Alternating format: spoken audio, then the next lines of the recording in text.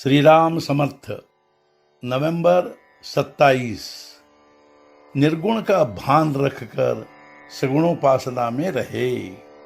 मान लो हमें एक शहर जाना है, तो उस शहर को जाने वाली गाड़ी में बैठकर हम उसकी संगति करते हैं।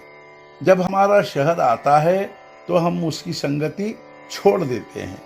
उसी प्रकार निर्गुण चाहे हमारा साध्य हो, फिर भी आज हमें सगुण को ही सत्य मानकर उसका संग करना चाहिए।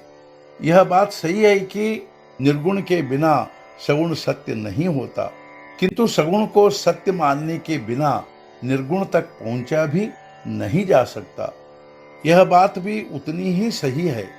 अतः सगुणोपासना में जहां अपने आप का विस्मरण हुआ कि एक ओर हमारा मैं गल जाता है और दूसरी ओर भगवान भी नहीं रह जाते, बस अंत में केवल परमात्मा शेष रह जाता है। इसलिए निर्गुण की पहचान करके हम सगुण में रहे। यदि राम की पूजा में अपने आप का विस्मरण होने लगे तो फिर निर्गुण भी आखिर क्या रह जाता है। किंतु जिसे बुखार चढ़ जाता है, उस आदमी को जैसे सभी चीजें कड़वी लगती है, उसी प्रकार हमारी वृत्ति विषयाकार होने से उसे सगुण निर्गुण दोनों ही कहाँ प्रिय लगते हैं। जो कहता है मैं सगुण के बिना निर्गुण की उपासना करता हूँ, वह उसका मर्म ही नहीं समझ पाया।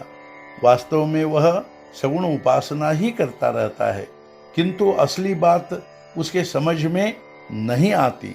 देश और काल में जो भगवान को ले आते हैं, उन्होंने उसे सगुण नहीं बनाया, यह कहने में क्या तथ्य है। परमार्थ के बारे में हमारी कुछ विचित्र धारणाएं होती है। बिल्कुल अनाड़ीपन माफ किया जा सकता है, किंतु विपरीत ज्ञान ठीक नहीं होता। सूर्य हमारे पहले था, आज है और बाद में भी रहेगा। वह सदा के लिए होता है, इसलिए उसका अस्तित्व हमारे ध्यान में नहीं आता। हम उसकी उपेक्षा करते हैं। भगवान के बारे में भी हमारा ऐसा ही होता है।